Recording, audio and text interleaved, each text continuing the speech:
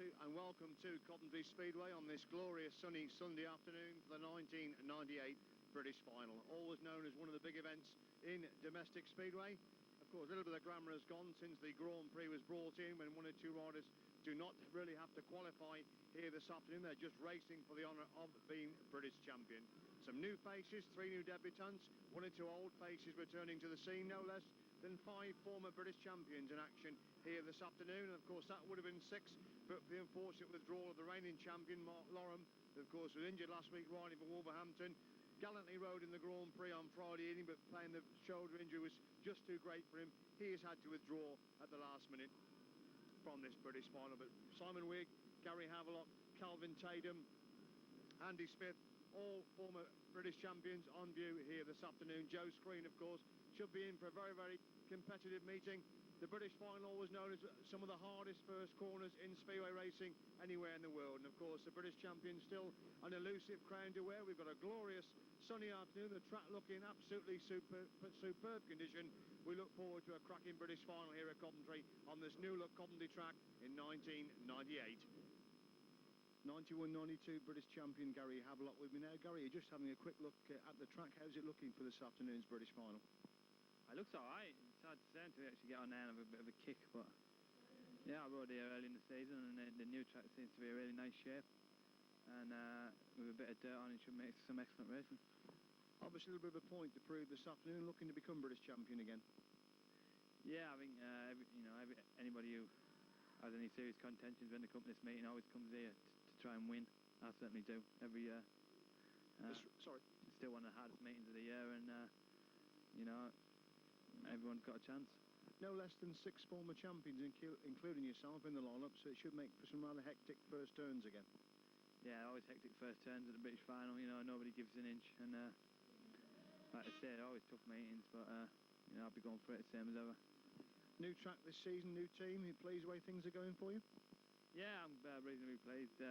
Went through a bit of a difficult couple of weeks ago, and I had a few problems with engines and that, but seem to be coming out the other side of that now, and I've got a couple of engines which hopefully should go good.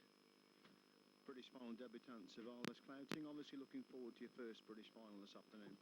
Yeah, it's nice. I mean, the weather's good. The new track, I ain't seen it yet, so just hopefully I can have a good meeting and get round okay. And obviously, not to be British champion, looking for one of those 7 places to get through to the overseas. Yeah, I mean, that's the main thing. I mean, if you can just pick up, you know, space enough to qualify for the overseas, like you said, and just take it one round at a time, and just hopefully try and get through. You must be pleased your own form at the moment, doing very well on this very successful Ipswich side. Yeah, the elite. I mean, it's so hard this year with the nominated riders, where they're bringing in, you know, top riders all the time, and the Ipswich team is going well because, like, when we've got these nominated heats, we've got Rickards and Gollop and Louis who are all flying, so they're the ones who are sort of doing a lot of the work. As you said, you haven't ridden this new look Coventry track, but it is slightly smaller, and you being based at Ipswich, that might help you a little bit. Yeah, it does look small. I mean, it's hard to sort of tell just by looking at it. I mean, I don't know what gearing to use at the moment and what sort of setup to use, but I'll watch the first race hopefully, and then be able to do something in the second one. British final is renowned for some very, very hard first corners, so you'll be looking for some competitive first laps this afternoon. Yeah, we just got to.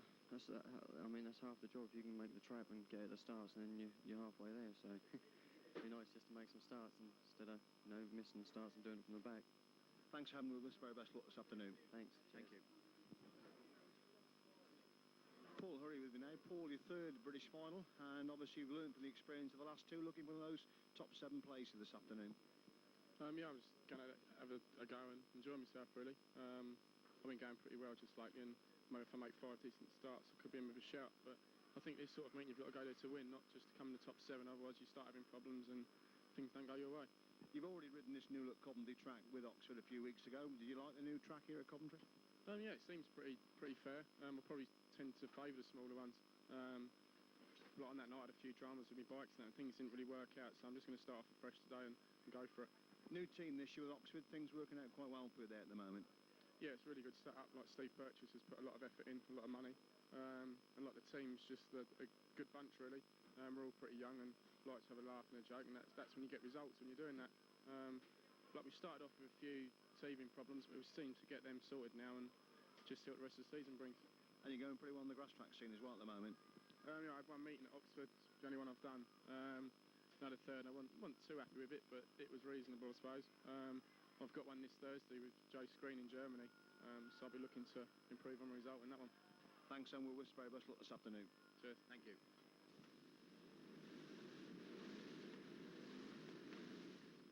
Scott, last-minute reprieve. You've come in for Mark Lorham. You never enjoyed the best of luck in the British final. Obviously, looking for a good afternoon this afternoon. I hope so.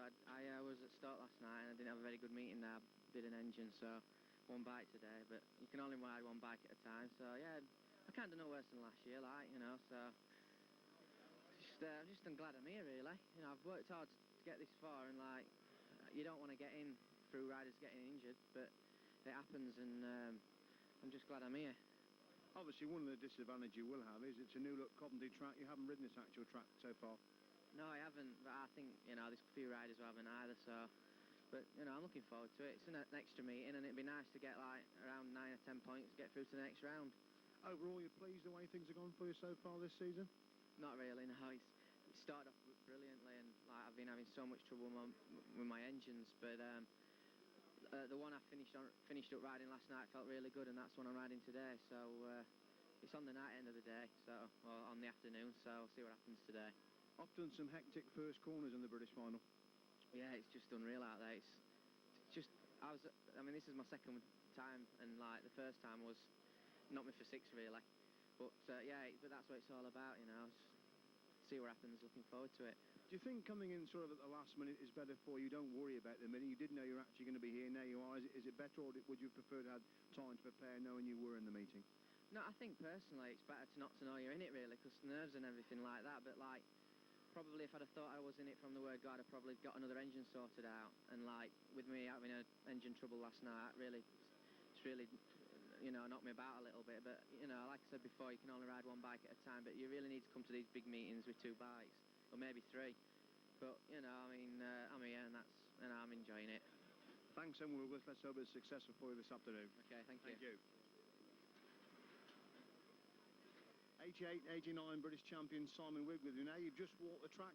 How's it looking for this afternoon's British final? Yeah, it does seem a long time ago, doesn't it?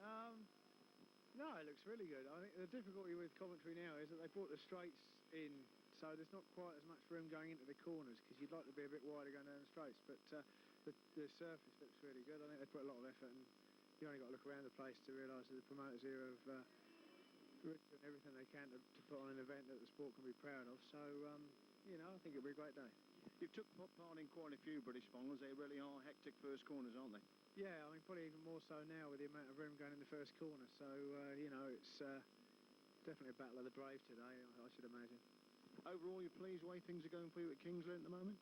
I probably haven't had the sort of start of the season I'd really like. I've had sort of 3 or 4 meetings where everything's been going very, very well, and you know, a few things where really I haven't been particularly happy. But the new race format we have this year, it makes it very difficult to gauge how well things are going really, because some of the meetings you have, you might have 6 races with 12 of the best riders in the world in all of your heats. So it's probably very difficult to really tell in real terms how well you're doing sometimes, but generally I've been happy. The long track and grass track has been going very well, and that's always a gauge to how my riding is going, and so I'm quite happy with that. But of course, you know, the proof of the pudding's in the eating, and you know, I'd like to be scoring more points on for Kings Lynn, but you know, today's a very different day. You know, we only got the good guys once in each race, so I'm looking forward to it anyway. Have you still got enough ambition to want the British crown this afternoon?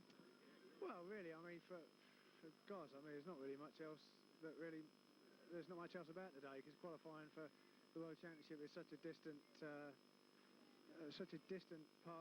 ambition these days. It's so far away from today. You know, any chance we've got of riding in the World Championship is another year away. So I think for most of the guys, trying to British champion is what they're all here to try and do. I think qualification is probably an added bonus, really. Thanks very much for having with us. Very best luck this afternoon. Thank you.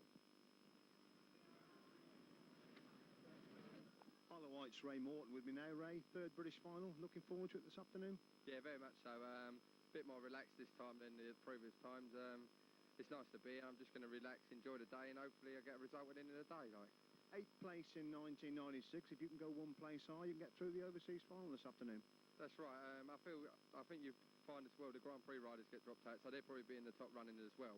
It makes it a little bit easier, and that's the target, to qualify, to go through the next round, because it's a lovely day when on these overseas and British finals. It's just nice to be here, you know.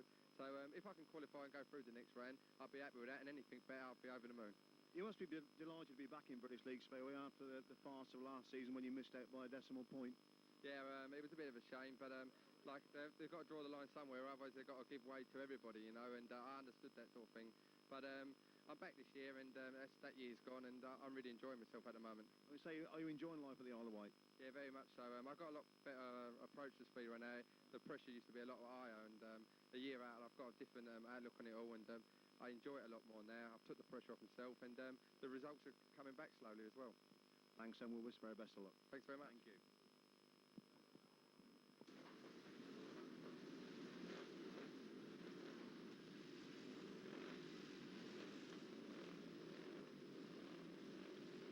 British final debutant Glenn Cunningham. Glenn, you've ridden hard to reach this British final and obviously determined to put on the show this afternoon. Yeah, obviously, you know, it's a great atmosphere, and you know, it's a really good meeting to be involved in. I'm glad I'm here. You know, I've done the hard work and got here. Now is where the really hard work starts, to try and put a few starts together and get amongst the points. The way you've ridden this, I know it's a different league in the Premier League, but there's no reason why you can't get into one of those qualifying places this afternoon. Yeah, hopefully that's the aim, but also I'm just here to enjoy the day. But like I say, put a few good starts together, and we'll see what happens. You know, I think in myself, I'm capable of getting a qualifying place, and I'll be a little bit disappointed if I don't. But you know, if not, just take it as experience. One of the disadvantages you will face, you've not ridden this new look Coventry track so far, have you? Yeah, that's the main sort of problem, really. You know, it's a pity I couldn't get any practice here or anything, just to sort of try my bikes out and see how sort of they go in that round here. Also, we're back on the hard tyres today, but that's the same for everyone, so that shouldn't be a problem. Yeah, but I'm still looking forward to it. Obviously, you need to sharpen that gating up a little bit. You're coming from the back in spectacular style at Peterborough, but you can't afford to give these guys a start at the start, can you? Yeah, that's it. I've done a few Elite League matches and got on pretty well, just because I've sort of concentrated more on me starting than anything else. So yeah, that's going to. I've not been here with the new circuit, but they say, you know, it's pretty much around the line. So obviously gating very important. Thanks, and we'll wish very best of luck. Okay, cheers.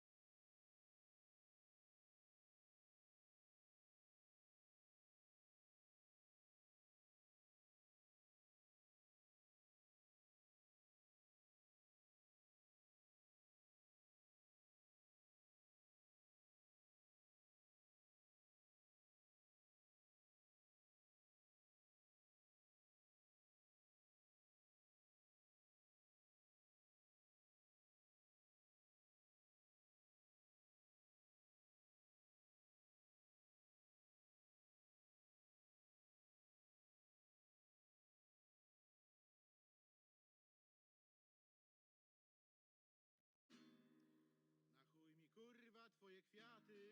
Na chuj kurwa moje łzy.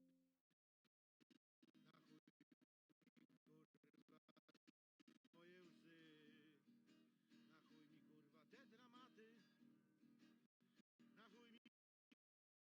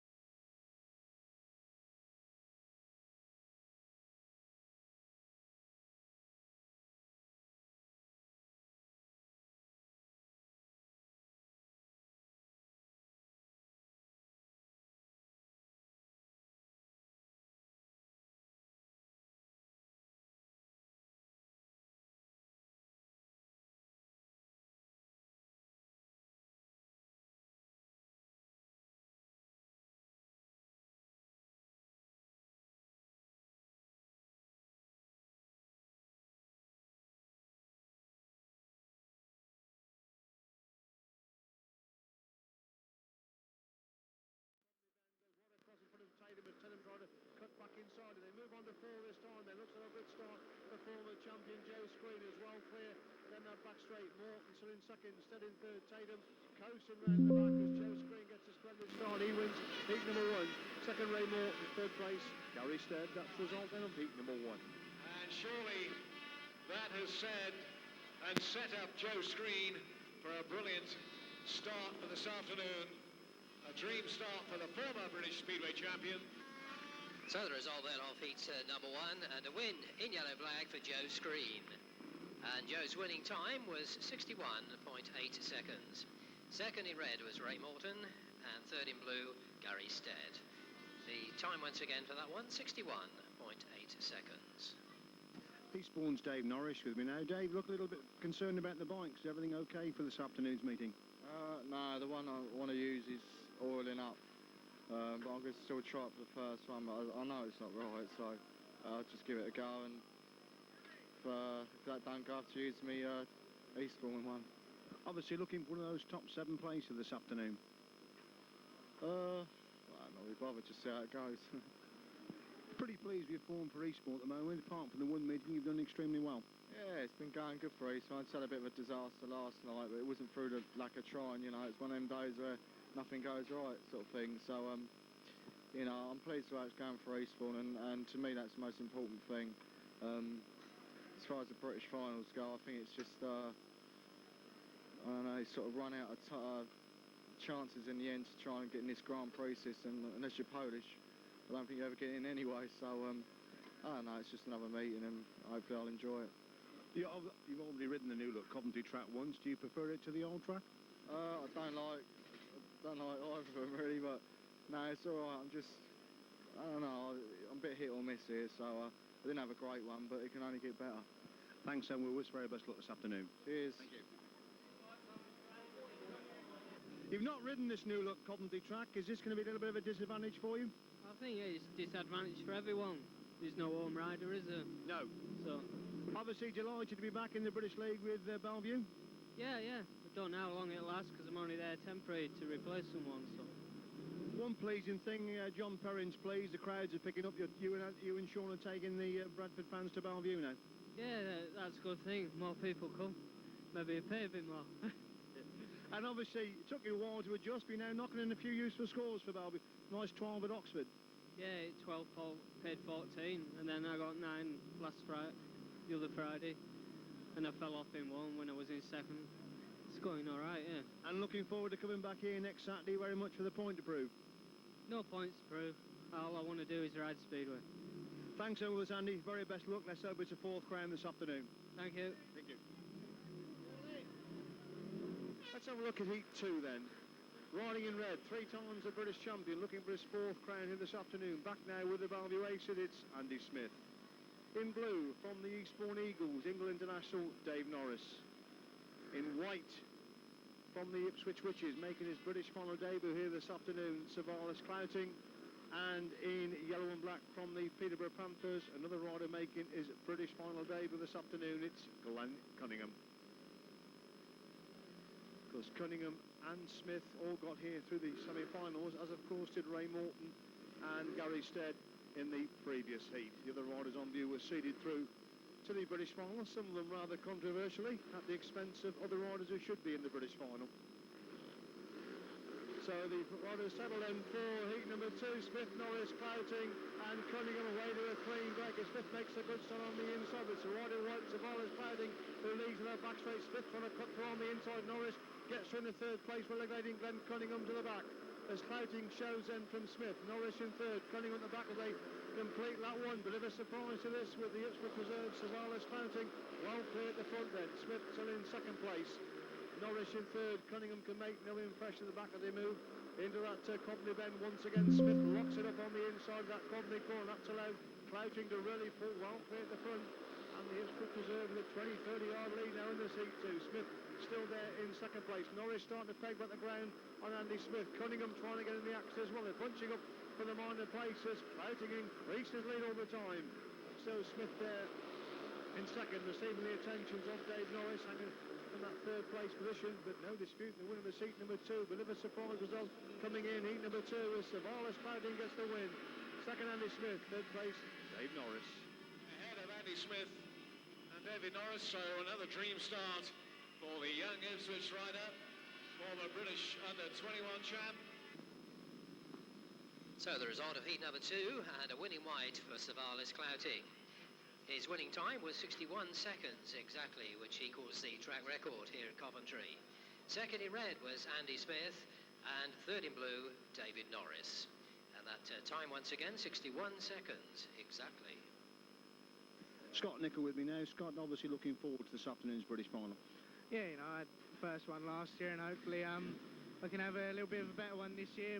Sort of, you know, I know a little bit, you know, the system and the way it works a little bit more now, so hopefully I'll have a better meeting. I haven't ridden the track this year, so that's the only thing that's against me, but, you know, there's a few other, you know, people in the meeting today are in the same sort of, you know, problem as I've got, so hopefully I'll just be able to put that behind me and just have a good meeting. Unbelievable start to the season for you and Ipswich at the moment. Yeah, you know, the team is real strong. I've not had as good a start to the year as I wanted. I've had a few little problems, and you know, this year the league is so strong that if you have a slightly off meeting, you know, instead of being able to score a few points, you're not going to score anything because the teams are just so strong. And yeah, you know, Ipswich have got a real strong team, and you know, it's shown. Went to Swindon, I didn't even score. I had a real bad meeting. I had some bike problems, and we still won easily. So I think, you know, it shows our strength. But you know, the team is going good. I don't think on the team front there's many worries there. So hopefully I can just have a good year myself. You're coming to be British champion this afternoon, or looking for one of those 7 qualifying places? Being British champion would be lovely. You know, it's obviously a bit out of my reach, but obviously you're gunning for that. There's no point me coming here today saying, oh, if I could score this many points or whatever, because you end up scoring less than your target. If you go for a maximum, then you know, obviously it's a bit unrealistic, but I just come here to do the best I can. I don't really sort of set targets, you know, positions, and that'd be nice to get in a qualifying position, but let's go out. If I ride well and I score well, then I'll be happy at the meeting. Thanks, and we'll wish you very best luck this afternoon. Thanks a lot. Thank you. So not only does Savalis Clouding rather surprisingly win heat number 2, he equals the track record in doing it, so that really is an amazing performance. When you bear in mind he is Ipswich's reserve at the present moment, so tremendous outing there for Savalis in heat number 2. Let's have a look at heat 3 then. Riding in red, won the B final in the Grand Prix on Friday evening. Ipswich skipper Chris Louis finished second, of course, in last year's British final after that colossal run-off with Mark Lorham. In blue then, from the Sheffield Tigers this season, the man who finished third 2 years ago on a tremendous British final occasion, it is Carl Stonehewer. In white, another rider from that strong Ipswich side, former under-21 champion, having a tremendous season again this year. It's Scott Nichols, and in yellow and black, coming in for the unfortunate injured Mark Lorham, a rider, his second British final, another rider from the Sheffield Tigers, it's Scott Smith. All four ready then for heat number 3. Away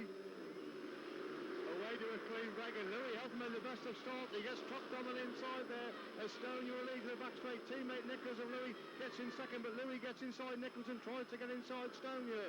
As Stonehewer shows then for Louis, Nichols in third with the roll in yellow and black. Scott Smith at the back as they complete lap number 1, and Carl Stonehewer holding back Chris Smith, and Louis goes to speed round the outside. And I know that Stonehewer's had major problems in the pits before the minute. He's had to swap engine at his number 1 bike, and he's holding the giant lead at the moment, but Chris Louis gets round Stonehewer. Stonehewer comes again back for the inside run, desperately tight between these two, but Louis has finally got round Stonehewer. Nichols in third place. Scott Smith tailed off at the back as they move into that Coventry turn once again. Some good action in this heat number 3 as Louis leads then onto lap 4. Still Stonehewer in second place.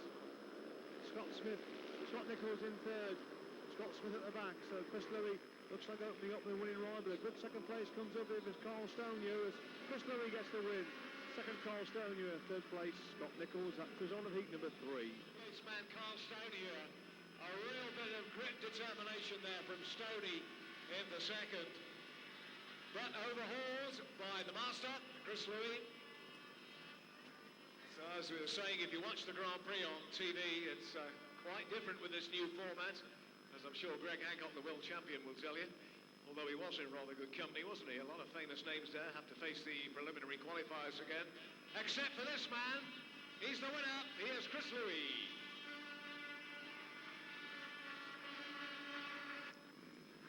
So the result then of heat number 3, and a win in red for Chris Louis. And he produces a new track record for Coventry, 60.1 seconds. Second in blue was Carl Stonehewer, and third in white, Scott Nichols. Time once again, 60.1 seconds, a new track record here at Coventry. British final debutant Lawrence Hare. Obviously, Lawrence, delighted to be here this afternoon. Yeah, definitely. You know, I didn't really expect to qualify after a poor showing at Sheffield, and just went to Newport with probably the right frame of mind, and here I am, like, you know. Any special preparation for today's meeting? No, just like a regular meeting, really. I think that may be the best way to go about it. You know, don't worry yourself about it too much, and you know, just if you get out and enjoy it, and you ride pretty loose and level-headed, you know, you're okay. It's as good a preparation as any, I think.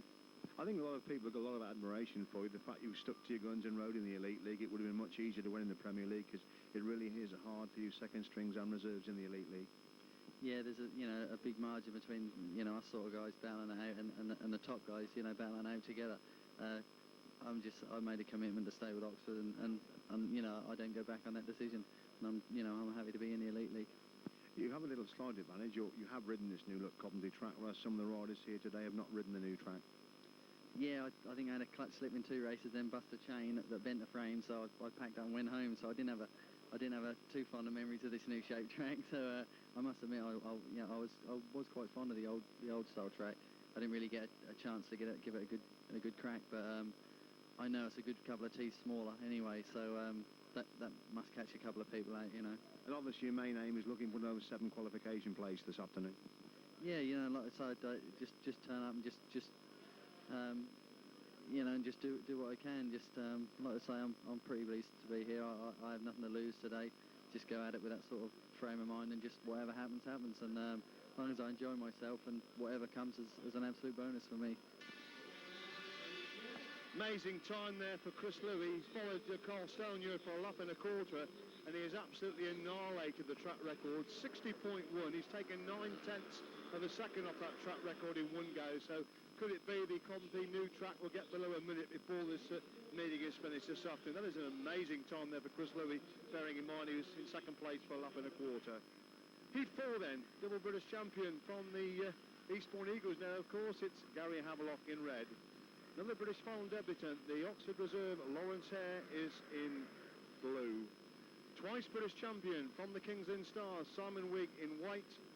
And the 21 finalist, Paul Hurry from the Oxford Cheetahs in yellow and black. So once again, all credit to Colin Meredith, who's got the track in absolutely scintillating nick, despite the heat wave we've had over the last 3 days for this 1998 British final. So Havelock, Hare, Wigg and Hurry, all 4 ready. Away to a clean break. Wigg makes a good start. The 3-gate Hurry in contention. Lawrence Hare also, but Wigg leads in the back straight and lap number 1. Gary Havelock, former British champion, finds himself at the back of the moment. As Wigg shows in from Hurry, Hare in third. Havelock trying to come around the edge of Lawrence Hare, coming in off that Coventry bend. Gets around Lawrence Hare to move through into third place. As Wigg shows in from Hurry in second. Havelock in third. Hare at the back. Equally spread these 4 riders as they make their way into that Coventry turn once again then. Wigg from Hurry, his teammate, of course, of last year at King's Lynn. Hurry looks behind him, says Havelock in third place. Havelock almost down, in fact, on that pit score, but Lawrence Hare is so far behind, he can't take advantage of that mistake made by Havelock. But Wigg looks to be on course and to win this heat number 4. Hurry gets a little bit closer coming out of that Coventry turn. As Wigg then, from Hurry, Havelock in third place, Hare at the back, then the back straight they go one spin. Hurry definitely pegging back the ground on Wigg, but I don't think he can catch Wigg from that position as Simon Wigg comes to the win heat number 4. Simon Wigg gets the win. Second there is Paul Hurry, third place, Gary Havelock. His first outing, heat 4. So Riggy is there. Well done to him. So the result then of heat number 4, and it's a winning white for Simon Wigg. His winning time was 61.9 seconds. Second in yellow-black was Paul Hurry, and third in red, Gary Havelock. The time once again for that one, 61.9 seconds. Or an extra space of breath for Paul Hurry, because he gets 2 rides consecutively. As you can check it out in your programs, he's again turning a wheel out in heat 5 with Ray Morton, Andy Smith and Scotty Nichols. So an extra bit of time allowance for him to get his breath back. Chris Louis with me now. Chris, tremendous race win and also taking 9/10 off the track record in the bargain. Oh really? I didn't realise. No one told me. They don't tell me nothing. It's like, yeah, I didn't make a very good start, which is a bit of a problem. So I'll try and put that right in the next one. Track looks to be pretty good out there. Very good, yeah. I mean, when I was here earlier in the year, the track was very new and it was a bit overwatered, but today's perfect. It's going to dry out though. That's the only problem. Ipswich going particularly well. Savalas cloud in 1:82 and he equalled the track record. Now you've broken it, so it's going well for the Ipswich lads. Yeah, it's tremendous, even and now on the individual front. So, like I said in an earlier interview, it's the confidence going right through the team now. The lads are busy working on the bikes. What exactly are they doing now? Just changing edges and looking it over, really. Thanks, Chris. Already coming trackside here is the Isle of Wight's Ray Morton. Is anybody here from the island? All right, good to see you. And I have to tell you, I've never seen George Major look so smart in my life. He really does look like a businessman. 61.9 the winning time there for Simon Wigg in heat number 4. Let's have a look at heat 5 then. Two on the trot for Paul Hurry, got a second place in heat 4. He rides in red. Ray Morton got a good second place, got a good following for the Isle of Wight here to watch him this afternoon. He is in blue. Andy Smith also a second place in his first outing. He is in white. And Scott Nichols in yellow and black. Just waiting while a little last minute watering goes on the bottom corner for this before we get the riders for this heat number 5 away. Obviously it's going to be a problem to keep the dust down this afternoon. As Chris Louis has just said, the problem will be the wind is now picking up as well as the sun, and of course the wind in fact will dry the track quicker than what the sun will. But of course the watering is only done between after each 4 heats, because so the riders have the same surface rather than being done after every race. And then of course it'll get a good soaking again at the interval. So the riders now coming into line then for heat number 5 of the 1998 British final. Paul Hurry, Ray Morton and Andy Smith all second place this first time out. Scott Nichols got a third place in heat number 3. So forward is settled for heat 5. Away to a clean by Hurry, makes a good start from the inside. Morton in the thick of the action. Smith in third place makes a mistake, and Nichols tries to dive through inside Smith, but Smith's having none of it, and Ray Morton's gone wide as Smith has gone through from third to second. As it's the riding red Paul Hurry leads. Ray Morton's got bike problems while holding a good third place there, as Hurry shows then from Smith. Morton, Nichols in third place, with Ray Morton pulling out with a sick bike in the seat 5, and Smith now pressurising Hurry as they come on to complete lap number 2 then. Hurry from Smith, these two clear of Scott Nichols, having a somewhat disappointing opening couple of rides as Ray Morton checkers machine it on the centre green here. As it's still Hurry then from Smith, these two pulling away from Scott Nichols as Hurry takes the last lap flag. He's got 15 yards on Smith, but still think of anything is taking back the ground slightly, going down that back straight. The former British champion was really looking for a win here to keep himself in contention, and Scott Nichols got problems there while holding that third place as Paul Hurry gets the win. Second Andy Smith, and coming across the line with a sick bike in third place it's Scott Nichols. Scotty Nichols a long way back, but collects a point, and that can be valuable as the meeting continues. Paul Hurry, your race winner. David will confirm the official results in a moment. Thanks, Peter. Yes, can do that. Heat number 5 then, and the winner in red, Paul Hurry. And a fast time for him, 60.7 seconds. Second in white was Andy Smith, and third in yellow-black was Scott Nichols. That time once again, 60.7 seconds.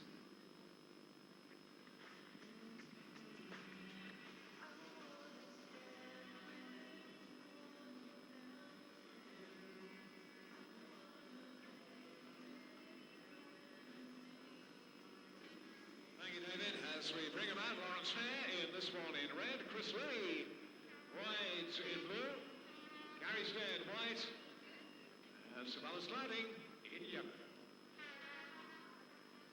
All right, we'll have a quick word with the boys in the pits, see how they're settling in with this championship meeting.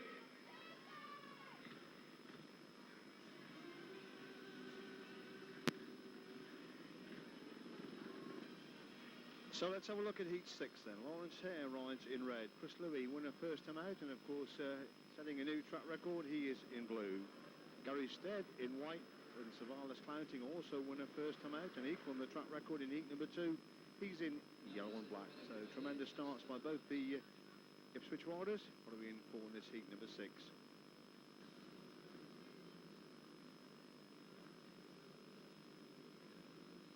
Again, nobody wants to settle first for this heat number 6.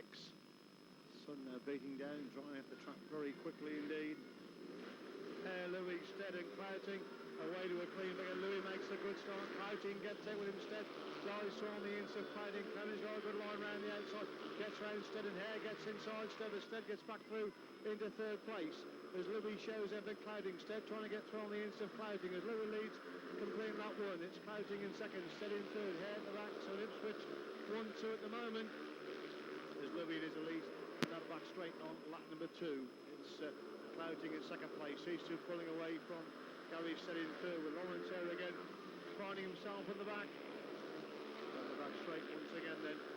And Louis increases lead over his Ipswich teammate. Stetson in third. Hare in fourth place. Equally spread out now as they move on to lap number 4. Clouting takes a long look over his shoulder, so he's got a good advantage over Stead, the rider chasing in the third place position. Into that Coventry corner for the Funnel Tom and through to make it 2-2 to become meeting lead at the moment. Chris Louis gets the win. Second place gives Savalas Clouting 5 points after 2 rides. Third place it's Gary Stead. Very much in the driving seat for the riding South.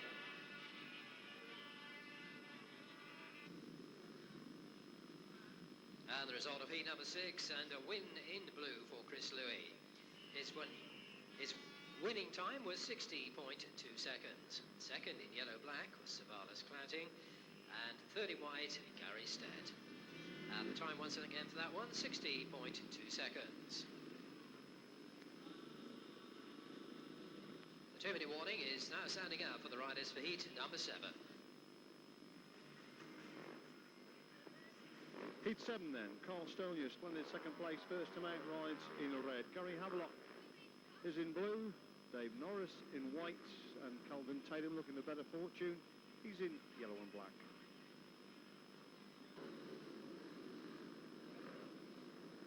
Again, nobody wants to come in first for this heat.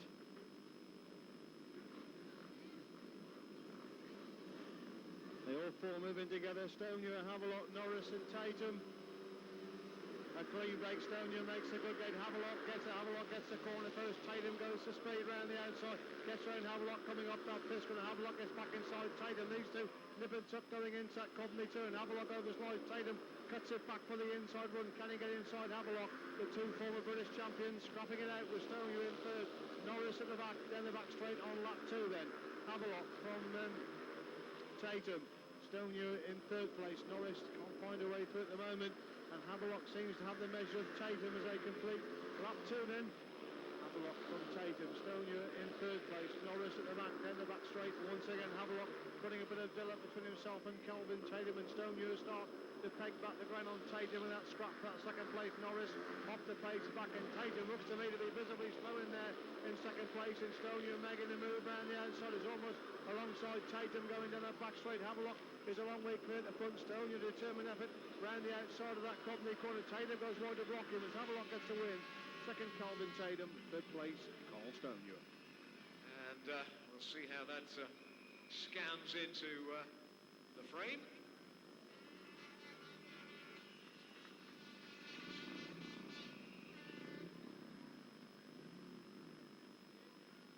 The result then of heat number 7 and a win in blue for Gary Havelock. His winning time was 60.6 seconds. Second in yellow-black was Calvin Tatum, and third in red, Carl Stonehewer. And the time once again was 60.6 seconds.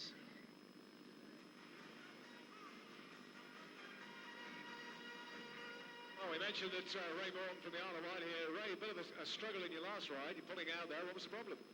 The magic box gave way, you know. I had it service a couple of months ago. It was just unlucky, you know. It's got to set you back a bit. Destroyed the confidence, or can you brush that side? No, what's it called? We just got to carry on now. We just got to hope to qualify now. So we just put had to get 3 good rides, you know, getting double 2 points or something in all of them. And hopefully I'll just get through. All right, we wish you well. Thank you, Ripper.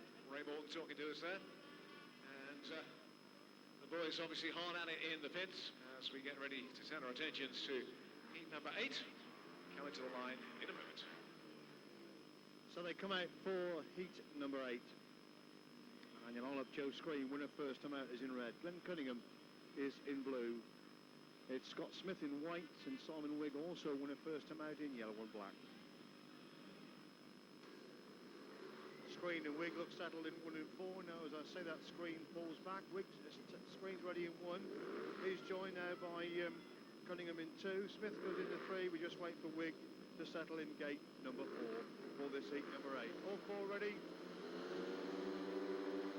A clean leg and Screen makes a good start. The inside Wigg gets to his Screen, gets the corner first. Wigg goes to speed round the outside Screen, cuts back inside Wigg and moves inside Wigg, and back straight Wigg trying to get back round the outside of Screen. The Screen has the advantage on the inside line, goes wide. Wigg cuts back for the inside, but it's Screen who shows end for Wigg.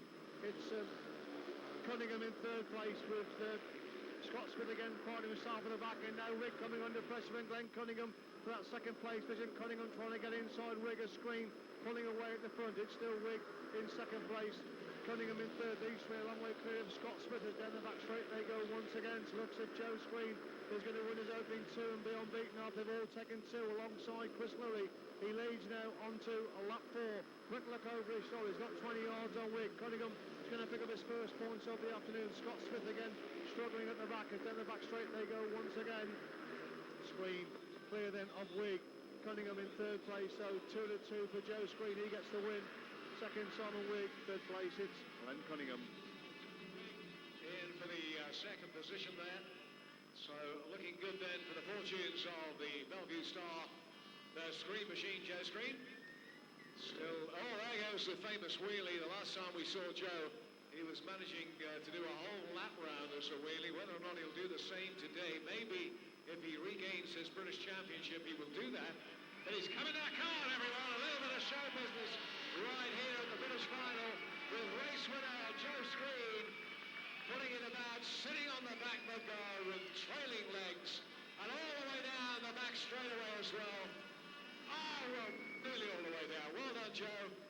So the result of heat number 8 then, and the win in red for Joe Screen. His winning time was 61.4 seconds. 2nd in yellow-black was Simon Wigg, and 3rd in blue, Glenn Cunningham. That time once again, 61.4 seconds.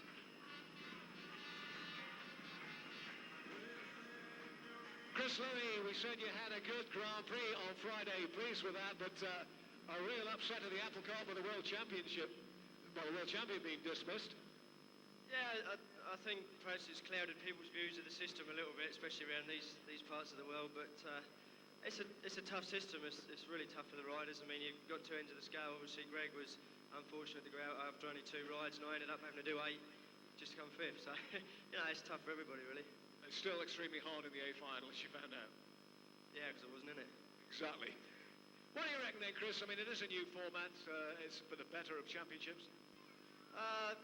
Yeah, I think so. I mean, on the day, obviously, you've got 24 riders now. I've got a chance to get there and win it. And, it improved, really. I mean, Stefan Dano was going really fast and deserved to get as far as he did, really. His British League form's not that good, but you can't take it away from him on the day. He was going real quick. Well, Chris, the British final today, we saw you battling it out last with Mark. Can it be your day? I hope so. I've got 3 more races to do, he said. Well, Joe Screen looks pretty much on target as well. Yeah, there's 3 or 4 guys that can go out there and win races, and, hopefully I'm one of them and I can get 3 more. Be nice though, wouldn't it, the British Championship title? Oh yeah, it's one that I'm definitely out for. Oh, we wish you well. Ladies and gentlemen, thanks to him, Chris Louis.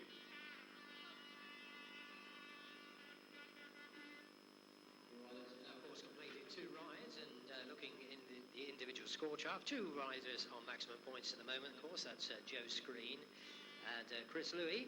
They're closely followed, though, by 3 riders on 5 points. Savalas Clouting, Paul Hurry, and also Simon Wigg.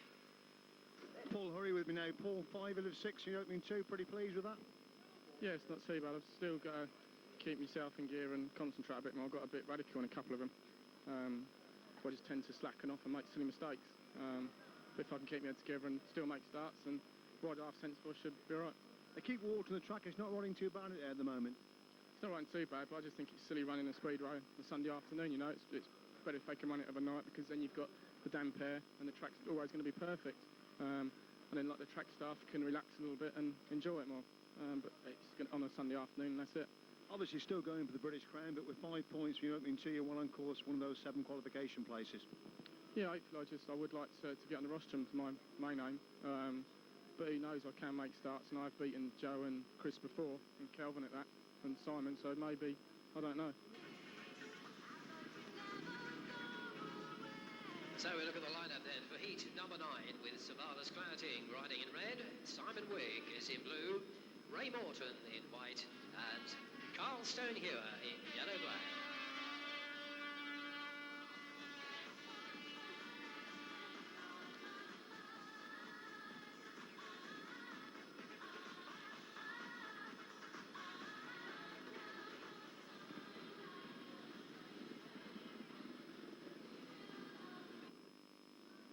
And now just 30 seconds remaining then for all 4 riders for this heat number 9. So dramatic problems there for Carl Stonehewer. He just got onto the track and he's gone tearing back into the pits, obviously to sort something out with the machine. He was having major problems before the meeting started, having to transfer engines from one bike to another.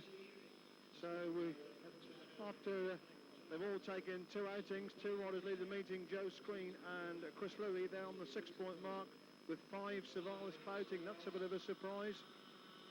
Paul Hurrah's got 5 and Simon Wigg has got 5. Those the leading contenders. And the yellow and black riders on there for Carl Stonehewer. He's just coming back onto the track now, but he's excluded from heat number 9. So that's desperately bad luck on Carl Stonehewer, because he was very much in contention. He'd picked up 3 points from his opening 2 outings, and he now is excluded from race number 9. The line at 4 race 9. Savalas Clouting on 5 points is in red. Simon Wigg, he's also on 5 points in blue. Ray Morton in white, and we wait the replacement for the excluded Carl Stonehewer in yellow and black. So ready for it. So Nick will then take the ride in place of Stoney, bust out on 2 minutes in yellow.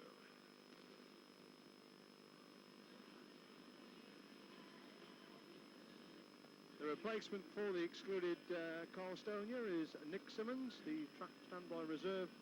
I don't think there are any reserves here actually, because Gary Stead and Scott Smith were both promoted to the meeting. I think Paul Fry in fact was next in line, and of course he was riding for Newport this morning against Peterborough. So it's Nick Simmons that comes in yellow and black in heat 9. Clouting on 5 points, Wigg on 5 points, Ray Morton 2 points, Nick Simmons in yellow and black.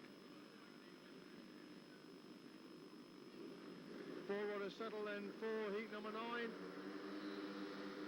And Wigg trying to anticipate the start of number 2 gate. He's got a flyer from the inside as Wigg shows it, and it's trying to work a line around the outside. The rider in white, that's Ray Morton, trying to get around the outside. Savalas Clouting finding himself at the back at the moment as Wigg shows him. Morton trying to squeeze through on the inside. Clouting in 3rd place. Clouting gets inside Morton, almost brought Ray Morton down there. That was real aggression there from Savalas Clouting.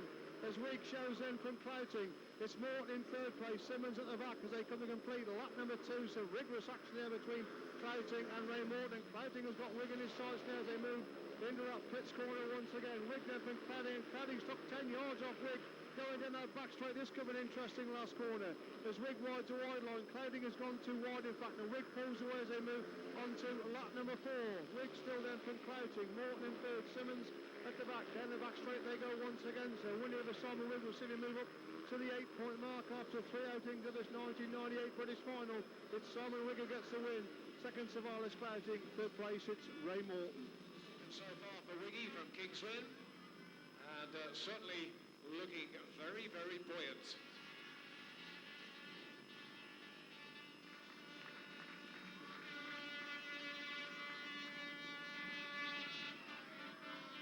And the result of heat number 9, and a win in blue for Simon Wigg. Wigg is winning time 61.6 seconds. 2nd in red was Savalas Clouting, and 3rd in white, Ray Morton. The time once again 61.6 seconds. So riders getting ready. We'll have a quick word with Joe Screen. Some brilliant wheelies again there, Joe. Yeah, it's nice for the people who pay to watch. You know, enjoy doing it. I hope the crowd enjoy watching him. Sure they do. Well, 2 out of 2 so far. Chris Louis is also unbeaten, so it's going to go all the way, you reckon? Yeah, I'm not really bothered as long as I qualify. I don't like riding this sort of heat. Australia was different because it was under no pressure on you, but here's a bit sort of pressure. But I'm enjoying it. Two good wins, 2 good starts. So see how we go. It's a long way to go, and there's a lot of good riders here. So let's have a look then at heat number 10. It's Scott Smith, pointless the moment in red. Andy Smith, he is in blue. Andy on the 4-point mark with 2 second places. Gary Havelock, third in a win. He's also on the 4-point mark. Gary Stead, 2 third places, 2 points. He's in yellow and black. That's the lineup for this heat number 10. Again, we wait for orders to move into line for this heat 10. Smith, Havelock and Stead. Up already. A clean break. Ennis Havelock making a good start at the 3 gate, and Scott Smith has not at the starting line. He's got problems at the gate, and Andy Smith makes a mistake, and Gary Stead slips from Andy Smith, and that's allowed Havelock to pull away at the front. It's Stead in second, Andy Smith in third, and problems again for Scott Smith as they complete lap 1 then. It's Havelock, disappointing third in his first, and he's won his second. Looks well on course to win this one as well. Stead in second, Smith going to let it slip on that first corner to allow Stead through into second place. Let's have a look clear then of Stead. Smith in third, into that pits corner once again. Havelock stretching away at the front. Gary Stead, despite not being able to the competitiveness of riding in either league and British Speedway at the moment, still looking pretty competitive here this afternoon, holding a good second place at the moment. As Havelock leads on the lap 4, Stead in second. Smith starting to take back the ground on Stead in that scrap, that second place. But Gary Havelock's going to pick up 3 points here. I'll move him up the 7-point mark, keep him very, very much in contention. Last determined effort by Smith on that last corner. He's not going to make it. Gary Havelock gets the win, and Smith, I think, has pinned second place. Gary Stead went to sleep there. They're running for a line. Whether he's tiring a little bit after not being riding regularly, but as I see that, I think Andy Smith has got up and pinched that second place on the line. Well done to him. Heat number 10 then was a winning wide for Gary Stead. Sorry, Gary Havelock. His winning time, 60.8 seconds. Second in blue was Andy Smith, and third in yellow-black, Gary Stead. 60.8 then, the winning time.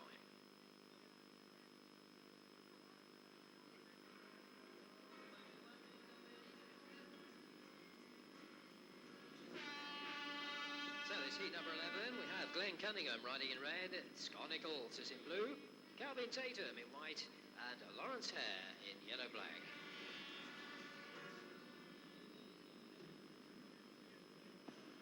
We look at heat 11 then. Of course, the situation is the top 7 go through. That does not include Andy Smith and Chris Louis, who are already in the Grand Prix. It means if one of those 2 finish, or both finish in the top 7, it goes down to 9th place as who goes through to the overseas final, which of course for the first time ever will be staged at Poole later on this season. So heat 11, Glenn Cunningham in red, Scott Nichols in blue, Calvin Tatum in white, needs the points. Lawrence Hare in yellow and black. Calvin Tatum just 2 points so far. Scott Nichols 2 points for 2 third places. Lawrence Hare yet to open his account, and Glenn Cunningham the 1 point. So Cunningham, Nichols, Tatum and Hare. Just waiting for Scott Nichols to move into line in that number 2 gate. All 4 riders ready now for heat 11. Being held a long time by Will Hunter. Tatum makes a good gate, the 3 gate. Cunningham trying to get inside Nichols. Lawrence Hare goes a long way around the outside, went in the corner 4, and he's come out second as Cunningham dives inside Hare. Tries to get inside Tatum as well, but Tatum closing down, coming out of that Coventry corner. They're 3 abreast now as Tatum just ahead of Cunningham. Now Nichols trying to get the action. Hare hanging on to that 3rd place, trying to come back round Cunningham, and Cunningham having to go at Tatum, but now Nichols dives back inside Hare. It's hectic there for the places, and Lawrence Hare's gone down an untidy heat on that Coventry corner as Tatum shows in from Cunningham. Cunningham trying to squeeze inside Tatum, and nip and tuck going back at Cunningham. Almost got inside Tatum, and here comes Nichols into the action. The race to continue with Roy Ram Machine on the track on that bottom corner as Tatum goes wide, coming out of that Coventry corner. Nichols trying to squeeze through, and Nichols gets inside Cunningham, almost gets inside Tatum as well, as Tatum's very slow coming off that pit score. Nichols almost gets inside. Lawrence Harris finally got up the track. Then Cunningham's got problems in third place. A race to line, and who gets it? Scott Nichols gets it. Second, Calvin Tatum. Then Cunningham is coasting across line. I don't think I quite believe what's happening because the red lights are on. How long they've been on, I don't know. Whether the riders couldn't see them in the daylight, but certainly on the third lap, Lawrence Hare and his machine was trapped on the track. So quite what's going to happen there, I don't know. How long those red lights have been on, I don't know. But Glenn Cunningham certainly finished the race a very bemused rider. It was a terrific race, and easily, for excitement, the best race of the day so far.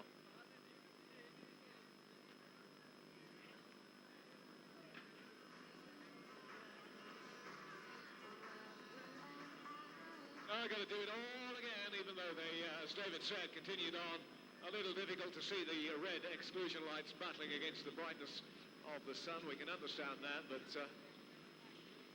I thought they may well have seen the flags. Obviously, I was wrong. So we'll have to bring them out again, and that will be in a moment. Reminding you, we take our break after Heat 12, and a chance for you to get some refreshments, be they edible or drinkable.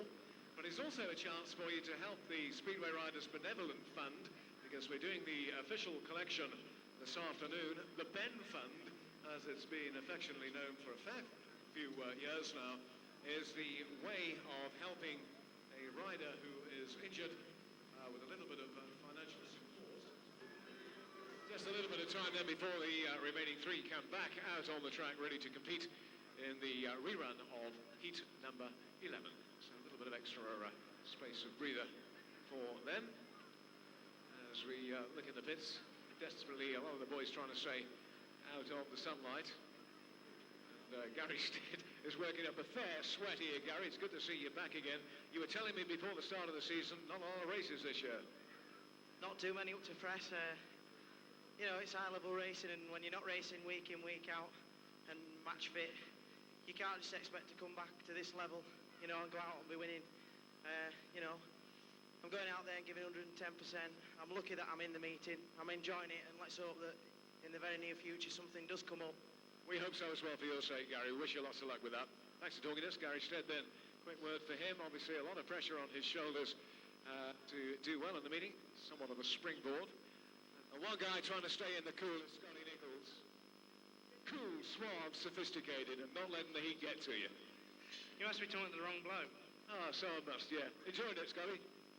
Yeah, I had a bit of a problem in my last one. When the clutch springs come out, so my clutch got hot and was slipping, so I just sort of coasted around at the back, just try and get another point. So just see if I can do a bit better in my last three. All is not lost. Still some more races. That's hope. All right, we wish you well. Scotty Nichols then talking to us from the Coventry pits as we get ready for the restart of heat number 11.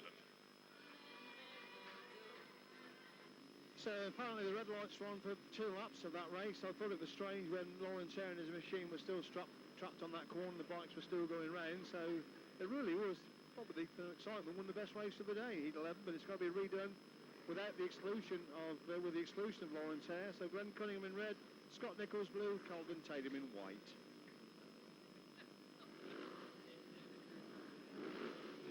Three riders settle for 11. Away to a clean, but then Cunningham makes a good break. Tatum gets the corner first. Nichols gets round the outside. Cunningham is trying to move through into second place as Tatum leads in the back straight on lap number 1. It's Nichols in second, Cunningham in third. They complete lap 1. Tatum with a good lead at the moment. So Nichols in second, Cunningham in third place. Down the back straight once again. Tatum pulling away from Scott Nichols. And then more spread out this time in the first running of this heat number 11 as Tatum leads and put in lap 2. Still Nichols in second place. He's two pulling away from Glenn Cunningham. Nichols gets very close to Tatum coming out of that pit score. Then Nichols gets tremendous drive. The front wheel up in front of his face there. He got it down quickly, but that allowed Tatum to pull away again as they Move on to lap 4 this time then. Tatum on course for 3 important points here. It's still Nichols in second place, Cunningham in third. Nichols again gets a bit closer coming out of that pit scrum again. Tatum pulls away on the straight, but determined last corner coming up by Scott Nichols, but Calvin Tillham gets 3 important points here. Second, Scott Nichols. Third place, it's Glenn Cunningham, the rerunning of race 11. Pushing it, so for Calvin Tatum, 3 points for race win credit for his account. So heat number 11 that was won by Calvin Tatum in white in a time of 62.3 seconds. Second in blue was Scott Nichols, and third in red, Glenn Cunningham. The time once again for that one, 62.3 seconds.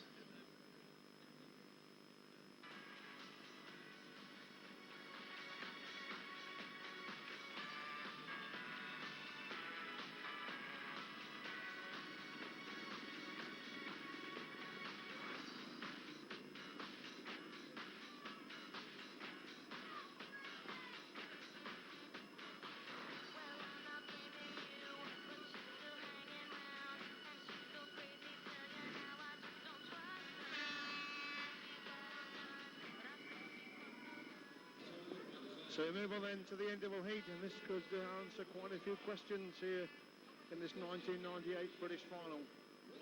In red on the 5-point mark, Paul Hurry. In blue on the 6-point mark, Joe Screen. In white, also on the 6-point mark, Chris Louis. And in yellow and black on the 1-point mark, Dave Norris. So the track is pretty dry because, of course, we've only had 4 races since the last watering, and it can only be done at the gaps between 4 and 5, 8 and 9, 12, 13 and 16 and 17.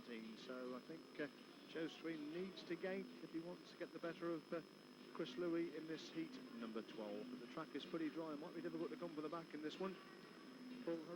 Nobody wants to move in first for this interval heat at 12. It is crunch time for 3 of these riders because somebody's got to come in third or last, and that will put them way down in the pecking order. So it is a vital one.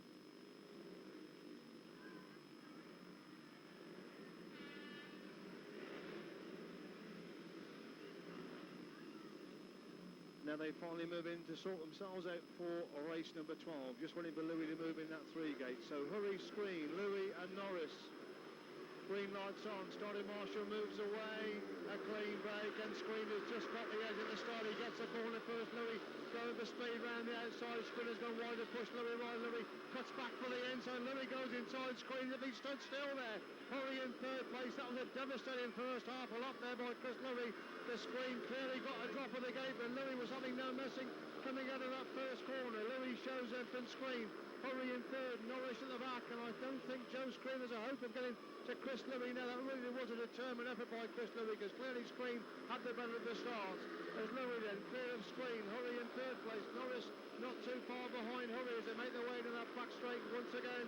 And this could be a psychological boost here that Chris Louis is going to win this one and go into as the only unbeaten rider. It's Louis who leads up, and Screen is now receiving the attention of Paul Hurry. Hurry getting really close to Screen. Now scrap for second place. Norris getting tailed off at the back as Chris Louis roars into that Coventry corner fully full of time. And Hurry trying to get round the edge of Screen. Norris backs up at the back. Chris Louis gets to win. Second, Joe Screen. Third place, Paul Hurry. That could really set Chris Louis up now. Joe Screen clearly made the start, led to the corner, went a bit wide, thought Louis was coming around the outside, but Louis cleverly cut back, went inside Joe Screen, and that was a good race win there for the Ipswich rider. He wins it. Second, Joe Screen. Third place, Paul Hurry. And Chris Louis is the only unbeaten rider at the interval of the 1998 British final. Bright yellow T-shirts with Speedway Riders benevolent fund all across them, so you can't miss them. Try and dip in your pockets if you can. All the money raised going for Asian riders. However, let's cross up to race control and the official results from David Hammond as Chris Louis comes back into the pits victorious. So indeed the right result of heat number 12, a winning wide for Chris Louis. And Chris's winning time, 61.4 seconds. Second in blue was Joe Screen, and third in red, Paul Hurry. The time once again, 61.4 seconds.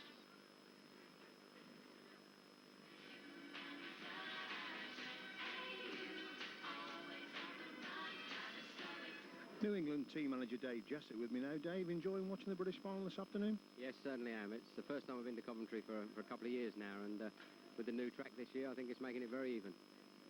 Difficult task you face, because England are going to have some tough matches to come in the future.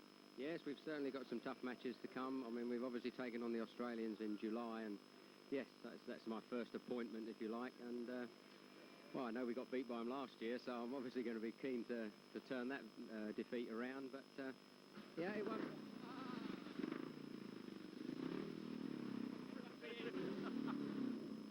Carl Stone, you're warming up a spare bike. You've obviously got in mind the nucleus of the side you'll be putting out against Australia, but still plenty of vacancies left for other lads. Oh, you know, nobody was really certain of any place because, you know, it's a new broom sweeps clean, and I really only gave the nod, if you like, to Chris Louis, Joe Screen and Mark Loram. And I think Martin Dugard's been riding very well in the first couple of months of the season, and I've since told him that, you know, he's a certainty for the first test. So, no, the rest of the team's building slowly. Chris Louis rode him very, very well this afternoon. Important defeat of Joe Screen in the last race. Well, I mean, that was vintage Speedway when he went tucked back under Joe there. Yes, Chris is riding obviously very, very well at the moment. I mean, Joe's riding good. Don't take it away from Joe either. But that was a vintage Speedway race, and it went in Chris's favour. Of course, Chris has tried many times the British Crown, but luck seems to have deserted him at the British final over the years. Yes, well, I mean, they say luck goes round, so maybe a bit of good luck might be coming his way. Are you pleased to be back involved with Speedway again, Dave?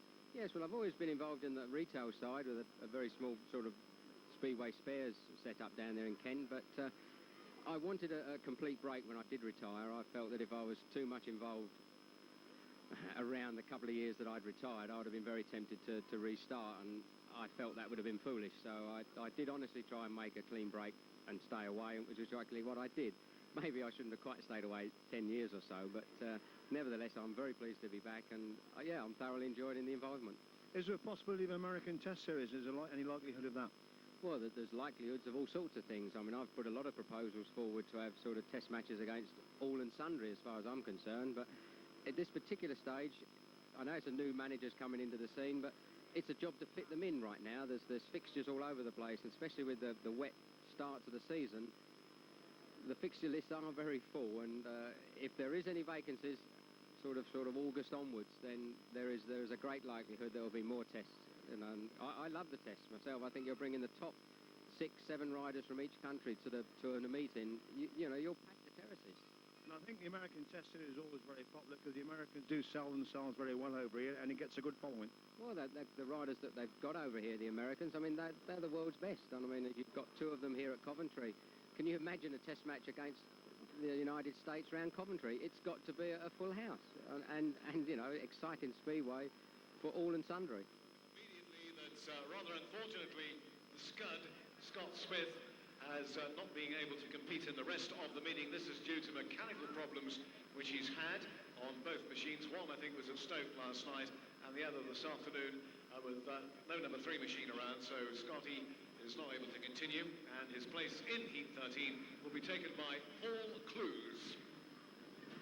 So Paul, then, the former track mascot here at Coventry, now with Peterborough in the Premier League, will be riding in blue, and in fact here he comes through the pits gate now. So from top to tail, David Norris competes in red, Paul Clues now in blue, Lawrence Hare in white, and the Ripper, Ray Morton, in yellow. Heat 13 coming to the line.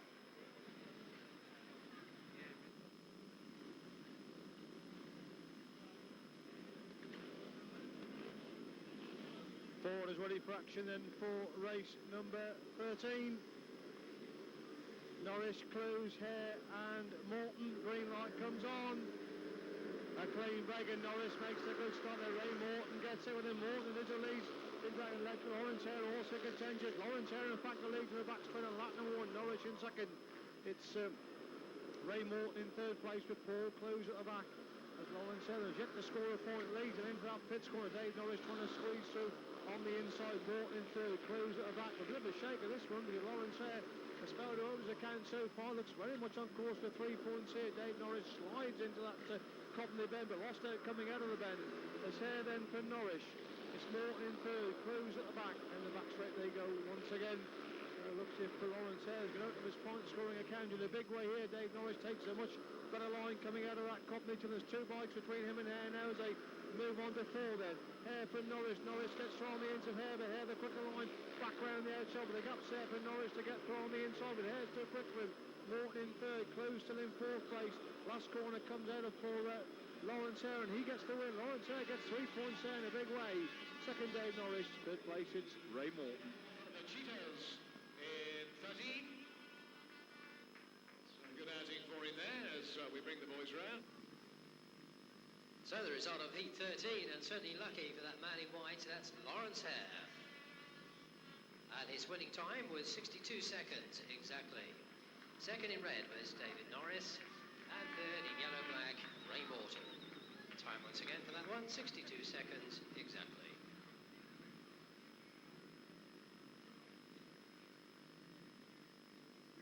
And just to remind those people that collect Speedway videos, not only is today's meeting being videoed, but the Greg Hancock testimonial video is on sale at the track shop.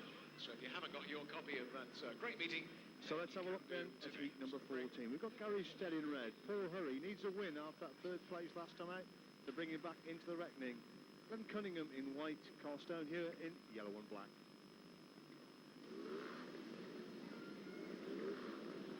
4 settling then for heat 14. Stead, Hurry, Cunningham, Stone here away to a clean break, and Cunningham's made a superstar from that 3-gate. Paul Hurry gets there with these 2 nippers coming out of that pits corner, but Hurry gets inside Cunningham.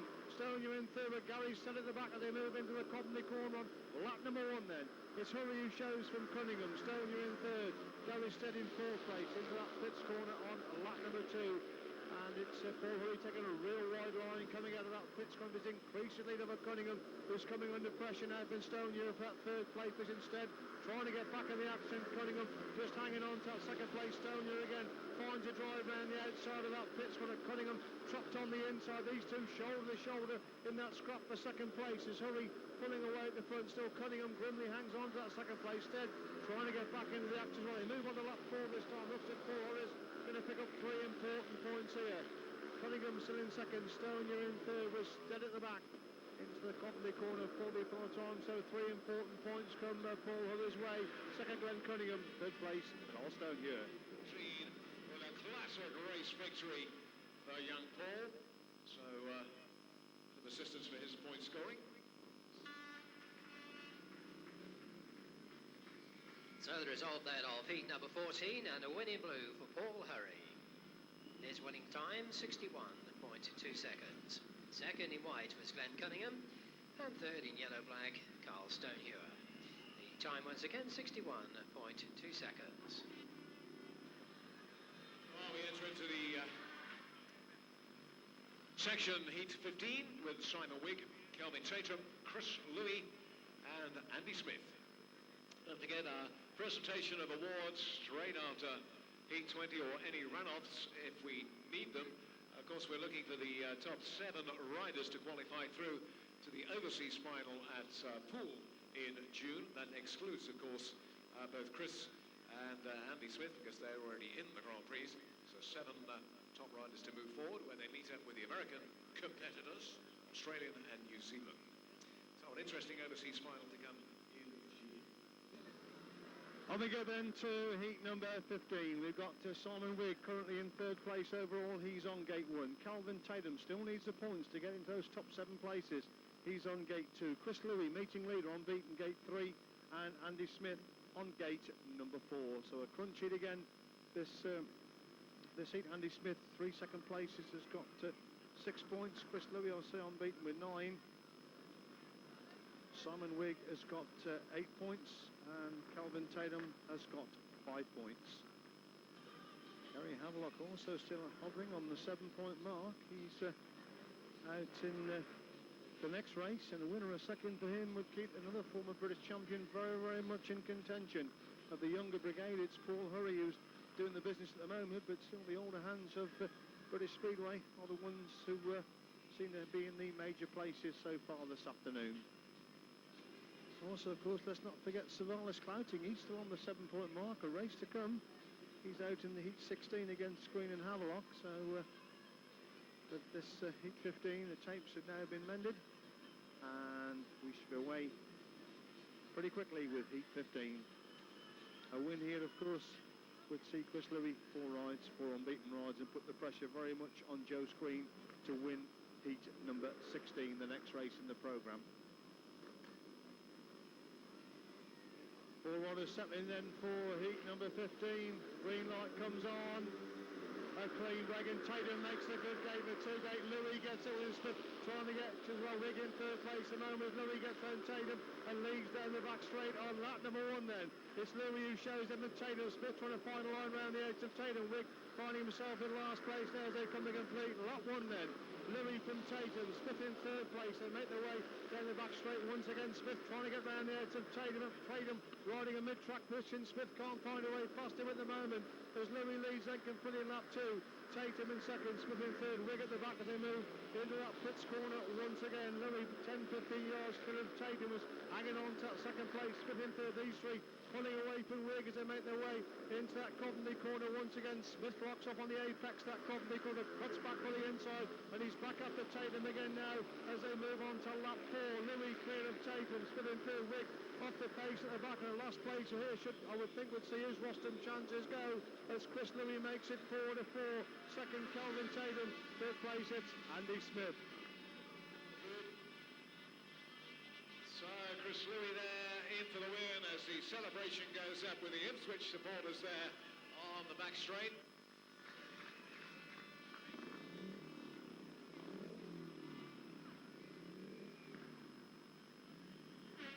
So the result of heat number 15 and a winning white for Chris Louis. His winning time was 61.9 seconds. Second in blue was Calvin Tatum, and third in yellow-black, Andy Smith. That time once again for that one, 61.9 seconds.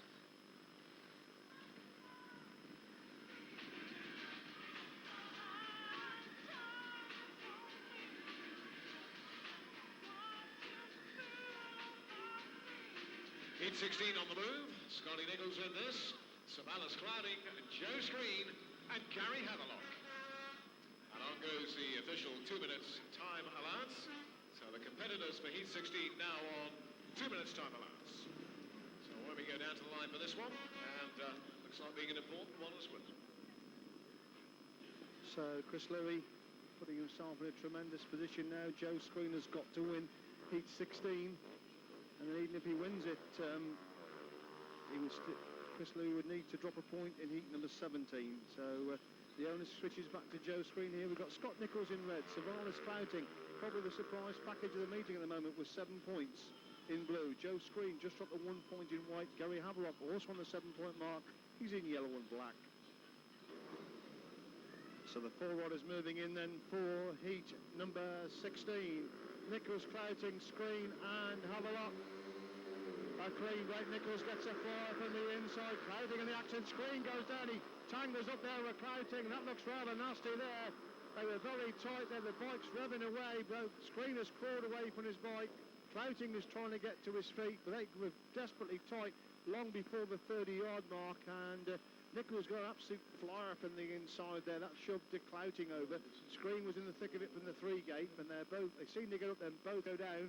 I think Screen's main concern was to crawl away from his revving machine there, but let's hope they are both okay, because it's been no spills so far this afternoon, apart from that one for Lawrence Hare, but let's hope the riders are okay for the restart of Heat 16. I'd imagine Will Hunter will use his discretion. Safety. In fact, it'll be rerun with no exclusions. All 4 riders. All 4 riders back in by Will Hunter.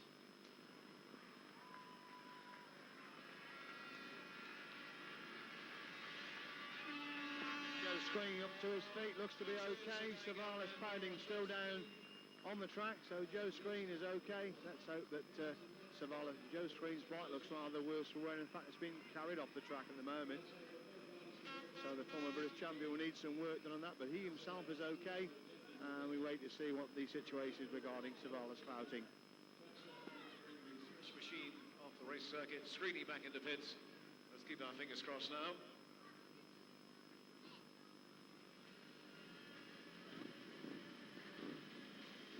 Ladies and gentlemen, on his feet, Savalas Clouting. Come on, let's give him some encouragement. There he goes, walks away from that one.